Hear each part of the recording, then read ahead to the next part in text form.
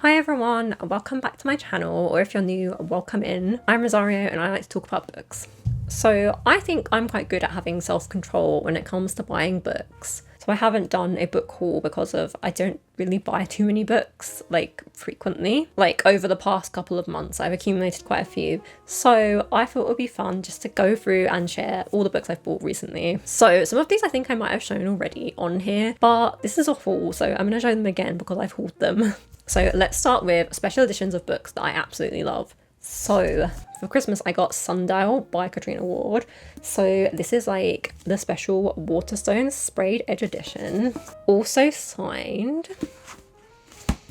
This is like a gothic horror set in this really remote location. It's about like nature and nurture and a woman taking her daughter back to her childhood home because of everything that seems to be happening seems to be connected to this place. Highly recommend it. It's so gripping. I remember sitting in bed reading it for hours on end on a Sunday because I was just so hooked on it. And then similarly, I have a Looking Glass Sound, and this is the Broken Binding special edition. As you can see, it's got really nice sprayed edges, and it's also signed, and it's numbered as well. I'm number 617, which I think is a really nice number.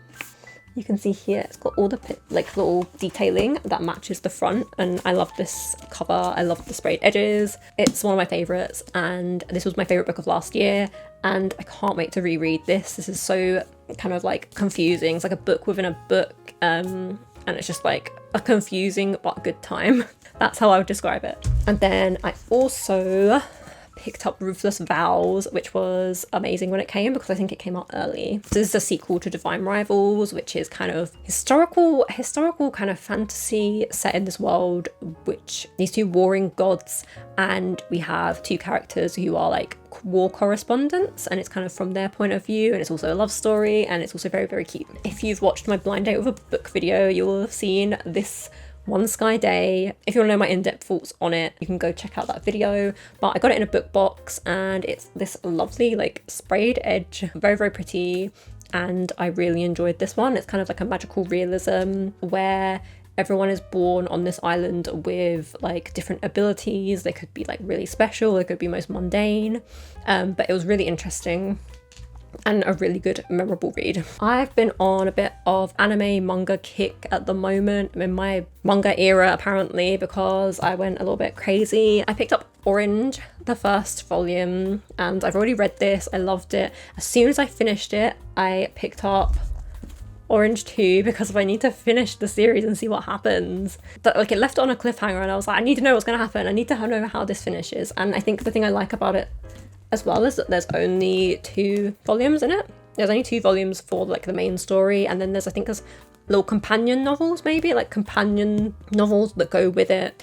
But yes, I picked these up. I'm now obsessed. I can't wait to finish the second one so that I can start the anime. But this is kind of like this kind of like sci-fi slice of life romance where we follow our main character, and she is a high school student, and she receives a letter from her future self telling her that she needs to do some things differently to save one of her classmates. So she needs to do this and this differently and change the future essentially to save her classmate. And it's really heartwarming and sad and emotional. It's such an emotional journey. I can't wait to get to the second one. And then I also picked up Yona of the Dawn because I've heard such good things about this. I don't know if I think it's a bit of like a fantasy with a little bit of romance, but with like kind of feminist vibe. A princess who is kind of displaced after something happens with her family, and she's kind of displaced, and it kind of follows her going on from there. But I've just heard amazing things about this, and it just sounds like such a good series. So it's like a little bit fantasy and sounds like something I'd love.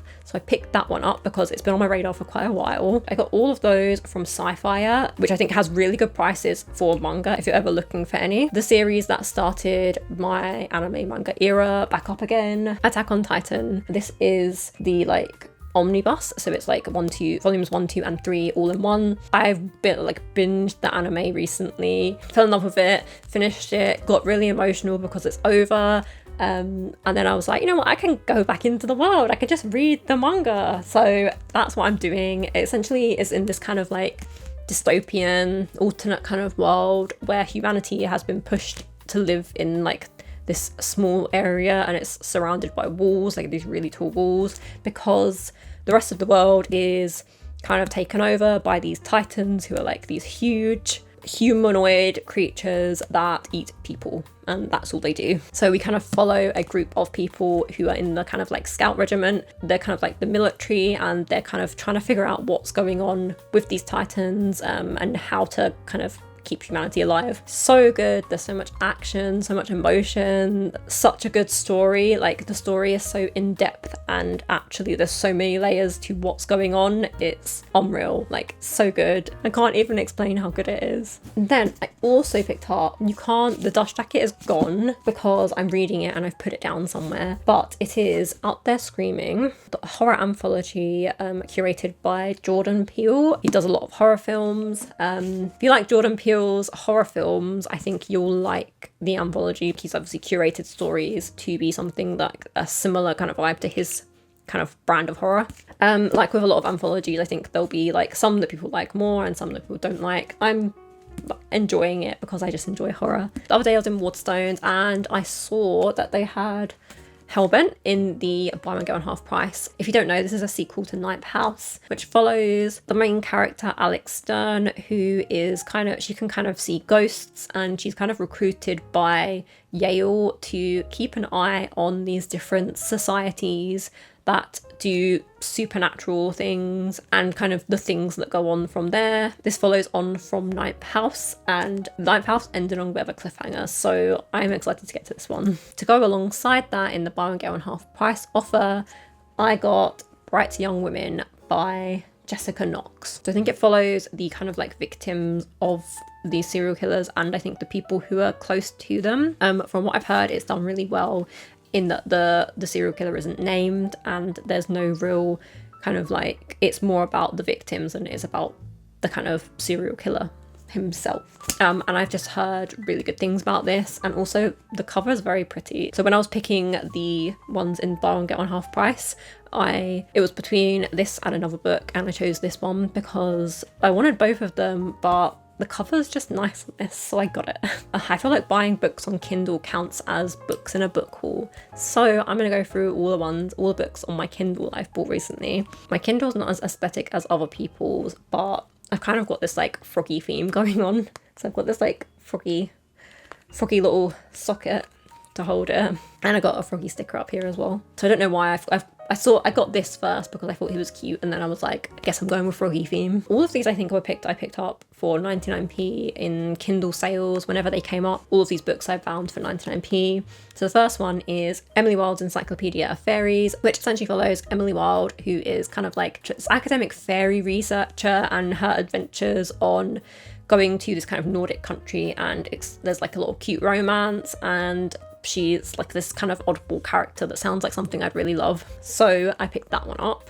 And then we have Half a Soul by Olivia Atwater, which is a kind of like Regency fairy tale story where a girl who has half her soul stolen by a fairy, and the kind of like things, then the ramifications and everything that follows from that. I wanted to read because it sounds very wholesome and cute and something I'd love. I also picked up The Jasmine Throne, which is a kind of sapphic fantasy inspired by the history and culture of India, which sounds really interesting, and I feel like it's not a setting you really see many fantasies set in. And I also picked up The Name of the Wind by Patrick Rothfuss, which is a classic fantasy. I saw it for 99p, and I know it's a fantasy that I will probably love. Just a classic fantasy that I know I need to get to at some point, so I picked it up while it was on sale for 99p. That's my little book haul and all the books I've picked up recently. Thank you so much for watching. If you liked this video, please give it a like and feel free to subscribe. Have you read any of these books? Let me know if you've read any of them, if you want to pick any of them up, if you've heard anything good about them. Let me know. Hope you have a lovely day. Thank you so much for watching, and I will see you in my next one. Bye!